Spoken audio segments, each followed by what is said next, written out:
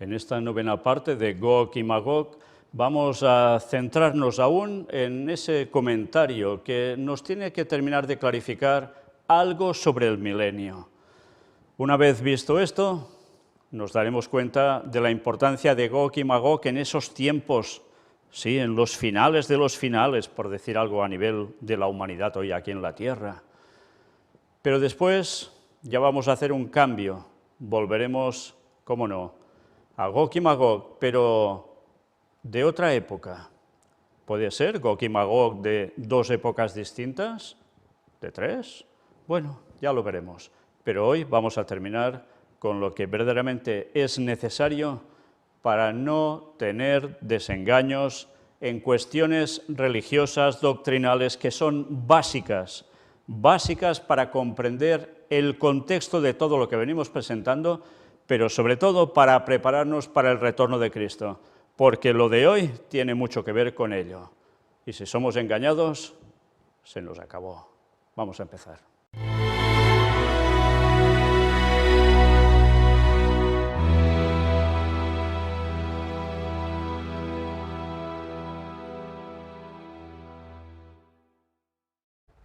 Continuamos entonces con la lectura de este comentario bíblico adventista del séptimo día, el tomo 7, donde después de lo que ya leímos nos viene a hacer referencia sobre notas adicionales del capítulo 20. Es súper interesante el tener que leer esto, porque soy consciente que muchas personas que siguen estas conferencias tienen creencias que no son correctas. Sí, dirán algunos, ¿y las tuyas sí? Pues sí, las mías sí, y lo demuestro siempre. Gracias a Dios, Biblia en mano. Y ahora, para terminar de clarificar lo que es el milenio, lo que va a acontecer durante ese tiempo y antes, es necesario, para seguir hablando de Gog y Magog y clarificarlo todo, que estos conceptos también queden sumamente claros. Y vamos a ver qué explicación tan excelente se da aquí, que podéis comprobar Biblia en mano mientras yo mismo voy leyendo con los textos que cito, que muestro y que evidentemente podéis detener toda la conferencia en cada momento para comprobar si eso es así o no, Biblia en mano. Vamos pues a leer la nota 1 que dice: en Apocalipsis 25 hay un problema textual. La oración, pero los otros muertos no volvieron a vivir hasta que se cumplieron 1000 años, no se encuentra en algunos manuscritos. Esto ha dado origen a cierta duda en cuanto a que sea genuina. Presentamos un examen de la evidencia textual referente a este problema. Hay 6 manuscritos unciales principales que contienen el libro de Apocalipsis. 1, los papiros de Chester Beatty del siglo III, llamados P47, el testimonio antiguo más importante del libro, y unos pocos fragmentos de papiros. 2, el sinaítico, cuyo símbolo es, ya veis esta letra hebrea, Aleph, que es el 1, del siglo IV. 3, el alejandrino, cuyo símbolo es A mayúscula, del siglo V. 4, el palimpsesto de Efraín, cuyo símbolo es C, del siglo V. 5, el porfiriano, cuyo símbolo es P, del siglo IX o X. Y 6, un manuscrito del Vaticano, cuyo símbolo a veces es B, pero que debe distinguirse del Códice Vaticano del siglo IV, cuyo símbolo es siempre B. Se ha perdido el libro del Apocalipsis del Códice Vaticano, de manera que la deficiencia ha sido suplida con un manuscrito del siglo VIII designado Vaticano, GR 2066, 046 o A 1070. Además de estos documentos unciales, hay muchos manuscritos cursivos de fecha comparativamente tardía. Debe notarse que estos antiguos manuscritos no son todos completos. Algunas de las hojas faltan del todo y otras han sido mutiladas. A veces les faltan secciones enteras. Por ejemplo, como se acaba de notar, se ha perdido todo el libro del Apocalipsis del Códice Vaticano. Los papiros de Chester Beatty, que contienen el Apocalipsis, solo tienen la parte que va desde el capítulo 9, versículo 10, hasta el capítulo 17, versículo 2, y faltan ciertas líneas de estas hojas. El testimonio de estos importantes manuscritos unciales en lo que respecta al capítulo 20, versículo 5, es, por lo tanto, desconocido. Lo mismo sucede con el testimonio del palimpsesto de Efraín, C, y del porfiriano, P, porque falta todo el capítulo 20 en el C y los primeros 9 versículos del capítulo en el P. Esta sección del Apocalipsis también falta en algunos cursivos. Bien, ya veis que sobre el tema de los manuscritos antiguos hay mucha cosa que hay gente que cree, sí, está todo redactado entero. No siempre es así. A veces faltan porciones y eso pues hay que decirlo. Pero gracias a Dios hay otros manuscritos, que pueden ser prácticamente tan antiguos como ese, que resulta que esas palabras que no están en el otro allí aparecen y así se puede complementar todo el texto. La versión Peshitta de principios del siglo V nunca incluyó los libros de Segunda de Pedro, Segunda de Juan, Tercera de Juan, Judas y el Apocalipsis, porque la Iglesia siríaca no reconocía su canonicidad. Ya veis qué problemas había también en esos tiempos, ¿eh? No en todos los lugares querían reconocer los textos bíblicos que ahora tenemos como inspirados por Dios, porque entre ellos había también sus discrepancias. El texto del Apocalipsis que aparece a partir de 1627 en las ediciones modernas impresas de la versión Peshitta fue tomado de una traducción siríaca posterior conocida como la Arcleana. Por lo tanto, la autenticidad de la oración que estamos considerando debe justipreciarse con los testimonios restantes, que son comparativamente pocos en número. En verdad, los testimonios antiguos del libro de Apocalipsis son mucho más escasos que los de los Evangelios, los Hechos o las epístolas paulinas. Qué interesante, ¿eh? De unos hay más manuscritos que de otros.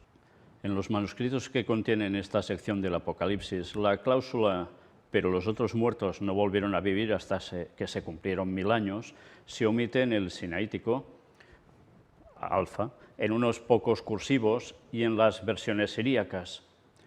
Se encuentra en el alejandrino A y en el 046 y en gran número de cursivos. Bueno, cuando digo alfa es alef, pero que es el mismo significado que alfa en griego, etc.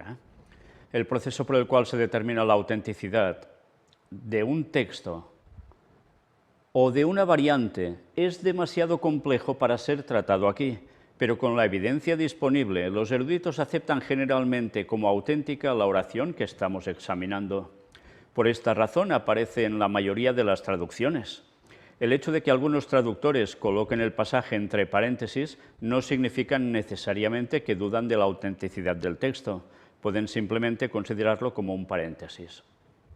Los redactores del Nuevo Testamento griego, Nestlé Aland, edición 26, considerando como el más minucioso y erudito del Nuevo Testamento de estudio, han incluido esta frase como parte del texto. Por otra parte, los redactores del Nuevo Testamento griego de las Sociedades Bíblicas Unidas, tercera edición, texto en el cual se basan las traducciones de las sociedades bíblicas, incluyen esa frase sin discutir la posibilidad de que no sea parte del texto. De esta forma lo dan como texto establecido, es decir, no consideran digno de mencionar el hecho de que la frase falta en unos pocos manuscritos. Se ha destacado que todo el pasaje tiene un sentido coherente si se omite la oración que consideramos, especialmente si la última parte del versículo 4 se traduce «vinieron a la vida y reinaron con Cristo 1000 años», traducción que permite la sintaxis del griego. Sin embargo, esto no es suficiente de por sí para decidir si es genuino un determinado pasaje. No puede negársele a un autor el derecho de introducir una idea parentética en un pensamiento que de otra manera no tendría brechas. No hay problema entre la oración mencionada y su contexto, porque lo que ella dice está claramente implícito en el contexto, especialmente cuando se estudian otros pasajes de la Escritura relacionados con ella. La Biblia habla de dos resurrecciones principales, la de los justos y la de los injustos.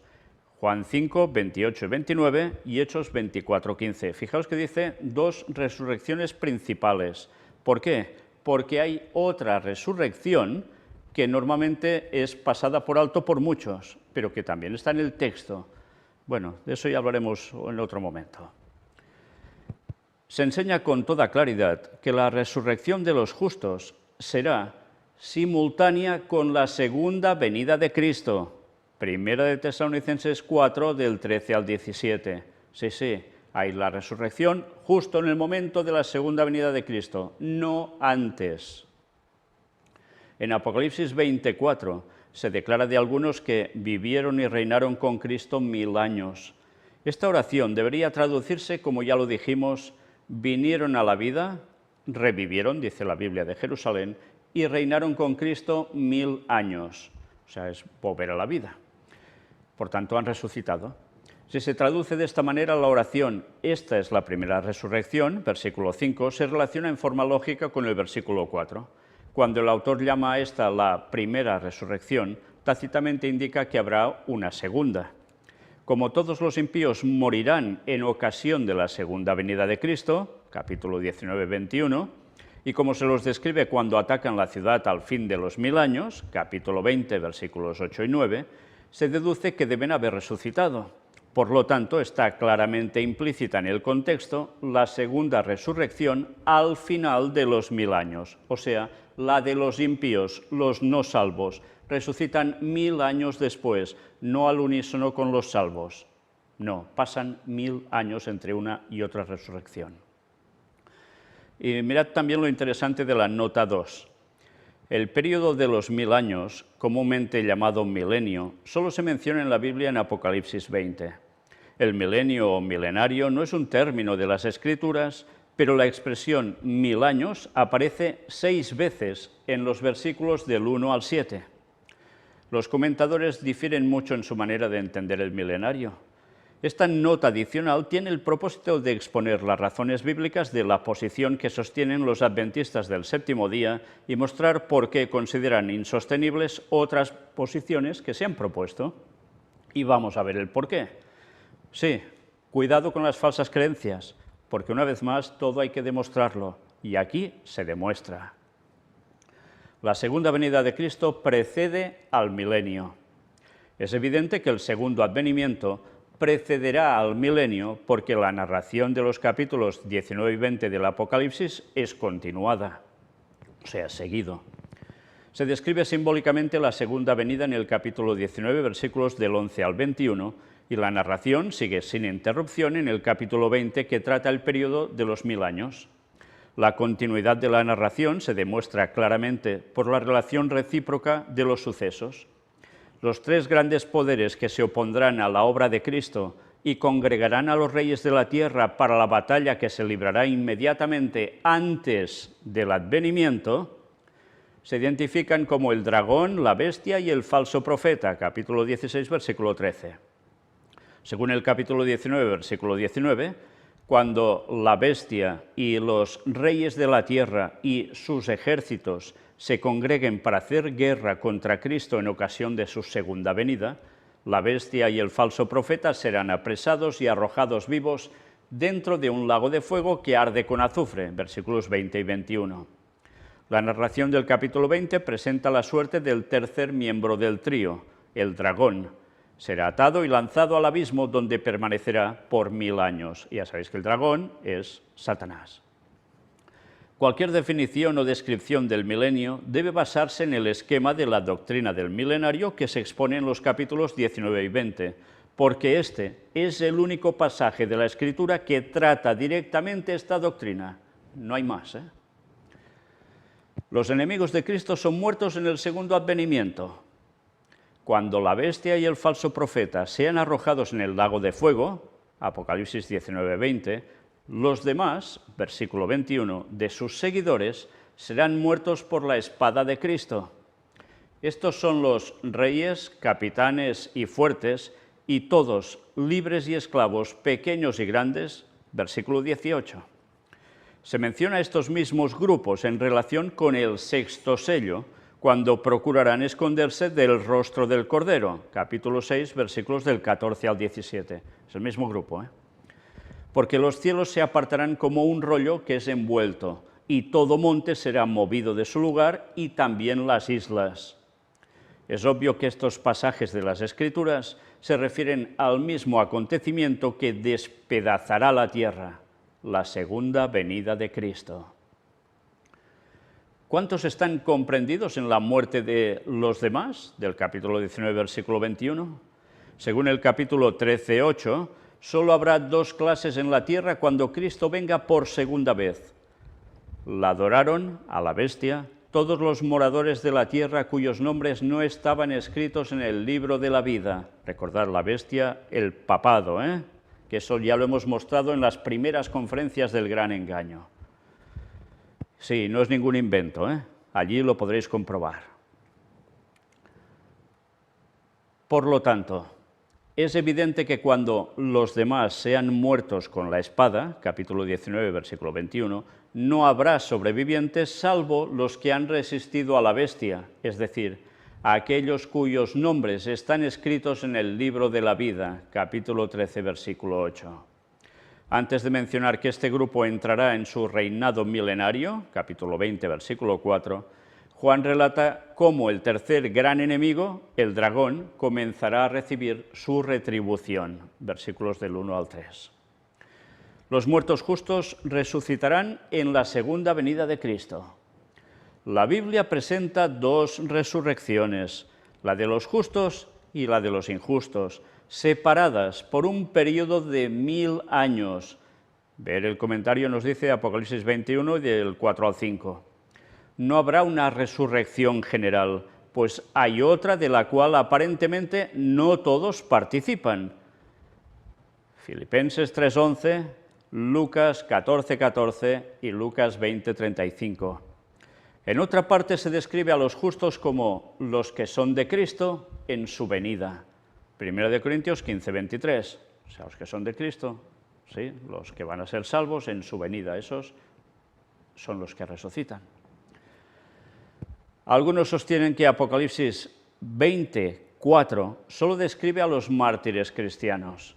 Sin embargo, una comparación con otros pasajes muestra que todos los justos, incluso los santos del Antiguo Testamento, dice ver comentario de Romanos 4:3 y 1 Corintios 15:18, y los justos vivos, revestidos de inmortalidad en ese momento, es lo que aparece en 1 Corintios 15, del 51 al 54, ascienden para estar con Cristo cuando Él venga por segunda vez. Dice ver el comentario de 1 Tesalonicenses 4, versículos 16 y 17. Sí, resucitan los salvos de todas las épocas y se unen a los 144.000 justos vivos y ascienden en el momento de la segunda venida, que es todo al instante, al cielo.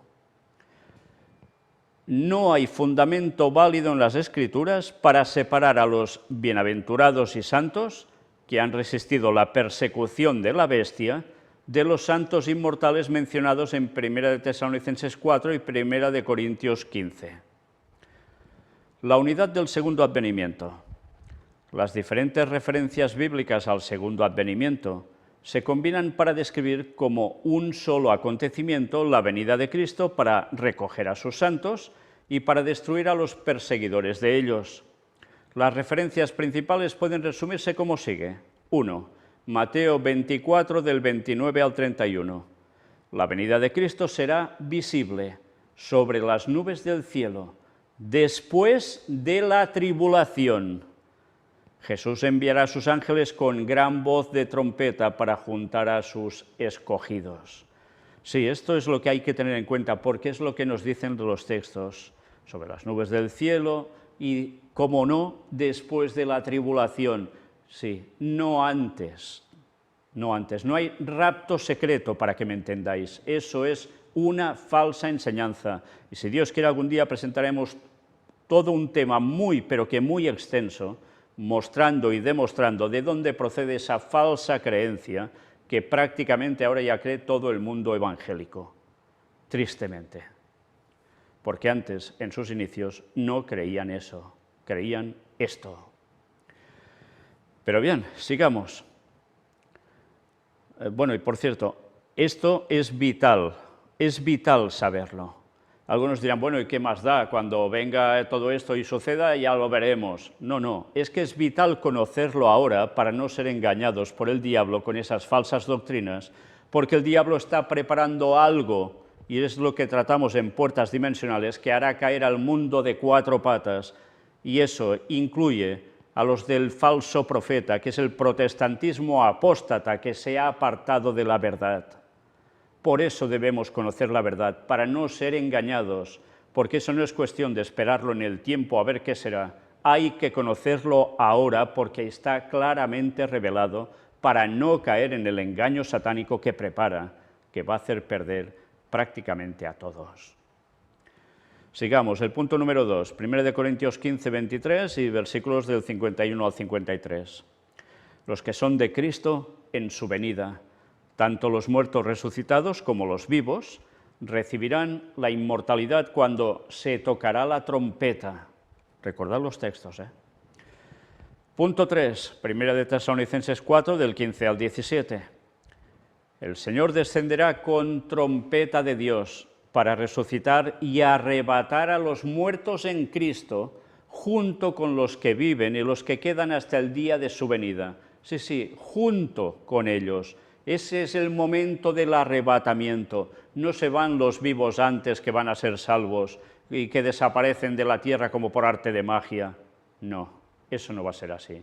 Si algo de eso se produce, sabed que eso no proviene de Dios y ya sabéis que va asociado a fenómenos ovni, abducciones y demás. Tenedlo claro, por favor. Sigue diciendo: serán arrebatados en las nubes para recibir al Señor en el aire, para estar siempre con el Señor. Por tanto, para recibir al Señor en el aire. ¿Qué quiere decir eso? Que el Señor no pondrá su pie en tierra en su segunda venida, sino que nosotros vamos a ser arrebatados, ascendidos, hasta llevarnos donde estará Él, con lo que habrá venido, donde esté subido. ¿Entendéis? Lo que se habla como las nubes. También hemos tratado de eso en Puertas Dimensionales. Bien, por tanto, ese es el momento del arrebatamiento. No hay rapto secreto. Punto 4, 2 Tesalonicenses 1, versículos del 6 al 8. La Iglesia recibirá reposo de la persecución cuando Cristo sea revelado desde el cielo con los ángeles de su poder en llama de fuego para castigar a los que no obedecen el Evangelio. Sí, es cuando son destruidos, en la segunda venida de Cristo, con ese resplandor, esa gloria, ese fuego, los impíos quedan fulminados. Punto 5, 2 Tesalonicenses 2, versículos del 1 al 3 y 8. La reunión con Él, Cristo, respecto a la cual los tesalonicenses estaban turbados, no vendrá hasta después de la apostasía y la revelación de aquel inicuo, el anticristo, que será destruido con el espíritu de su boca, de Cristo, y el resplandor de su venida. Sí, ya hablamos también sobre estos textos en los temas la paz de Dios, recordadlo. Punto 6, Apocalipsis 1, 7. Su venida será con las nubes y visible para todo ojo, sí, no ojos espirituales, todo ojo, físico, literal, todo el mundo lo verá. Por tanto, eso de que Jesús ya vino espiritualmente y se lo debe ver con los ojos del entendimiento es mentira. Eso es contrario a la palabra de Dios. No os dejéis engañar, ni testigos de Jehová, ni historias. Esto no es cierto. Punto 7, Apocalipsis 14, versículos del 14 al 20. Cuando Cristo venga, recogerá una doble cosecha, los justos y los impíos. Punto 8, Apocalipsis 19, 11 a 20, versículo 6. Cuando Cristo venga, venida en la que aparece simbólicamente como un guerrero que es acompañado por las huestes del cielo, arrojará a la bestia perseguidora y al falso profeta al lago de fuego. Matará al resto de sus enemigos con la espada que sale de su boca. Y un ángel atará a Satanás.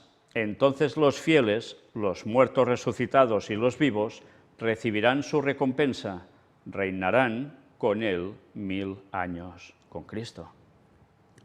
Estas referencias de las Escrituras concuerdan en describir el glorioso regreso del Señor como un acontecimiento único y visible.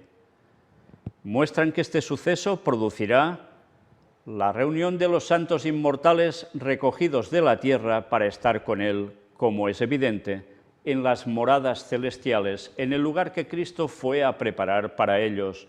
Juan 14, del 2 al 3, recordad estas palabras de Jesús, ¿eh?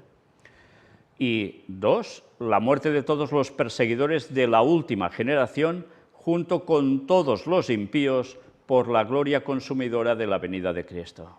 Sí, porque al final habrá perseguidores y perseguidos, no habrá más.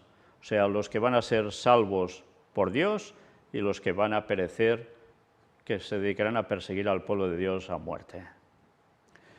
Por lo tanto, es evidente que cuando comiencen los 1000 años, solo habrá dos grupos de seres humanos: los que han sido llevados al cielo revestidos de inmortalidad y los que quedaron muertos en la tierra desolada y oscura.